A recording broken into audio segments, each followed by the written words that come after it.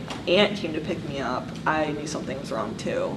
Because my mom usually always picked me up, or I took the bus. And I remember they were like, don't take the bus home, your aunt's coming to get you. And I remember thinking, something's wrong. And I didn't know, and I had no idea what was going on. So she came to pick me up, and I remember my brother and I got in, and we were in really good moods. It was just, we were laughing and joking, and she had her sunglasses on and just didn't look back at me. And I didn't know what it was, I didn't understand it. We were in our convertible, so Mick and I were hanging our heads out the side and having fun. And I remember I asked where we were going, and she wouldn't tell me. And so we ended up going to this park, and I just remember the park had a really big American flag on it. And it was huge, like this American flag was bigger than I've ever seen. And I don't know if it's just because I was small or what, but I just remember her sitting there on a park bench with my Uncle Bill, and he's my dad's brother, and his arm was around her. And I just remember thinking, like, this is bad. And in my mind, I knew that at that moment that something happened, but I didn't know what. And then when she said it, it was like I had known, like I had known that he wasn't there. It was weird.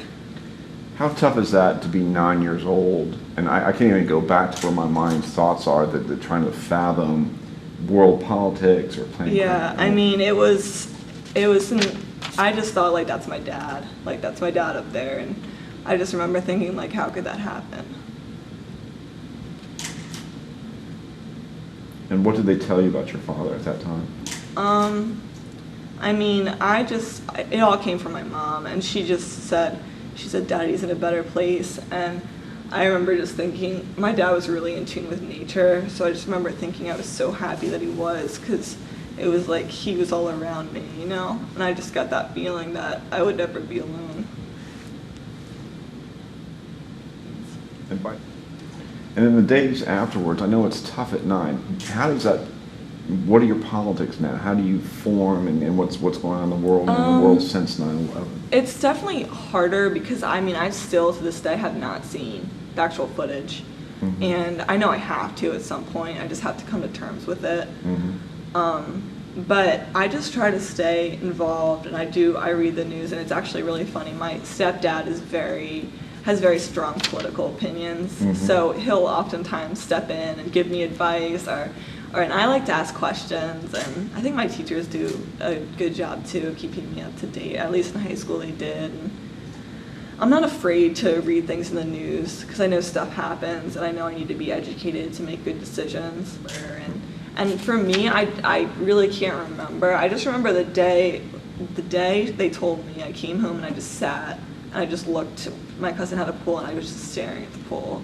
And I just remember seeing the water, and it's like, I can still close my eyes and see it, but I don't remember what I did after that. I don't remember what I ate. I don't remember any of that. I just remember staring, looking at the pool, and thinking, like, where do you go from here? A lot of times I think about what I was doing, or what he was doing, mostly what he was doing this time, 9 years ago. It always runs through my mind, like especially Labor Day weekend. I think, oh, we were at the beach this weekend, we were doing this, I remember this.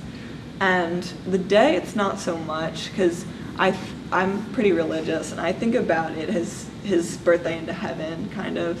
So I try not to think of it as like death on earth, but it's more of like a new life. And now he can be with me in ways that he wasn't able to be there before. So he's not going to miss any of my track meets because he's always going to be there.